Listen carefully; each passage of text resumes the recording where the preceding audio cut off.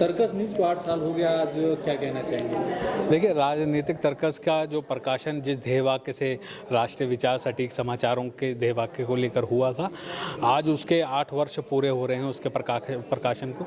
शहीद भगत सिंह जी की जयंती पर इसका प्रकाशन शुरू हुआ था साउथ दिल्ली संगम विहार से। आज सबसे बड़ी उपलब्धि हमारी ये रही कि आज हमने एक रिसर्च बुक लॉन्च करी है जो वार्षिक है, इंग्लिश एडिशन है वार्षिक, और जो देश भर में जितने भी ज्वलंत दिमाग है, नए इनोवेशन है, लीडरशिप है, जो भी उनको ढूंढ कर संकलित करने का कार्य ये राजनीतिक तर्कस का जो ये इंग्लिश एडिशन है ये ईयरली इसको करेगा। आज इस कार्यक्रम में पेट्रोलियम के जो डिप्टी सेक्रेटरी हैं Shri Rakesh Mishra ji, petroleum and natural gas के, और अंतर्राष्ट्रीय कवि भाई गजेंद्र सोलंकी जी, वरिष्ठ पत्रकार श्री उमेश चतुर्वेदी जी, आकाशवाणी के सलाहकार भी हैं, एसीपी वीरेंद्र पुंज दिल्ली पुलिस में एसीपी हैं, मैडम नवीन जाफा, भाई राजेश तिवारी, मैडम सुच्ची तिवारी, और सभी सबसे बड़ी बात कि इसमें उत्तर प्रदेश से वनवासी प्रोजेक्ट का एग्जीबिशन लगा जो लीडरशिप कर रहे हैं, ग्रामीण क्षेत्रों में जाकर लोगों को स्किल करने का काम कर रहे हैं। एक देसी उत्पाद करके यहाँ पे कैनोपी लगी जो जैविक फार्मिंग में काम कर रहे हैं। काफ़ी इनोवेटिव लोग यहाँ पर आज उपस्थित रहे। 60 से 70 लोग जो आए थे अलग अलग संस्थाओं के आए थे और अलग अलग कार्य क्षेत्रों में कार्य कर रहे हैं।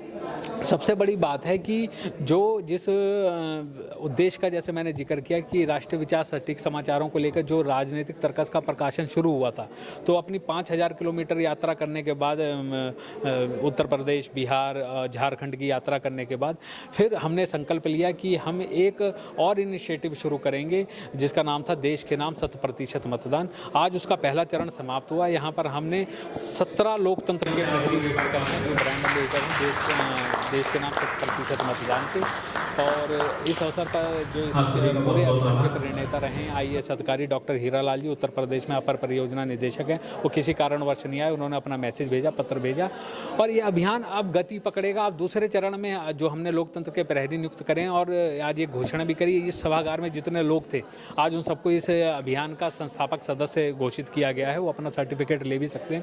अब हम दूसरे चरण में इसको देश की झोपड़ी झोपड़ी से लेकर खोपड़ी खोपड़ी तक पहुंचाने के लिए मेट्रो स्टेशन, पार्क, सामाजिक संस्थाएं, राजनेताओं से पत्राचार, कैंप लगाना, संवाद करना, ऐसे कार्यक्रम छेड़ने वाले हैं, जिसका बहुत बड़ा परिणाम स्वरूप, जैसा कि पेट्रोलियम के जो उप सचिव हैं श्री राकेश मिश्रा जी ने बोला कि हम तो 100% मतदान, अगर ऐसे कार्यक्रम हो तो 100% मतदान की ओर अग्रसर होंगे।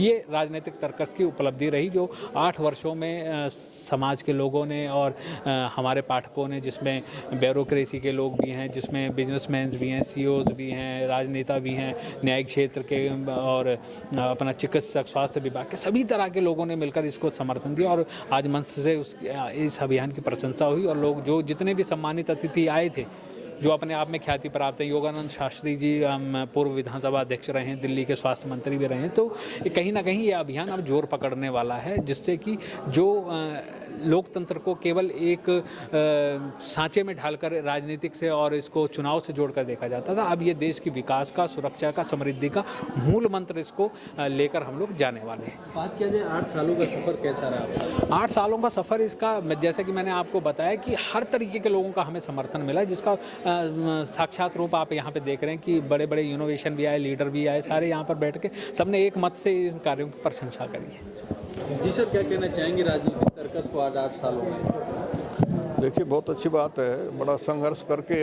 इस समय में पत्र निकाल रहे हैं। आज के ज़माने में समाचार पत्र निकालना आसान बात नहीं है। तिवारी जी वास्तव में संघर्षशील हैं और सकारात्मक राजनीति को आगे लाना चाहते हैं।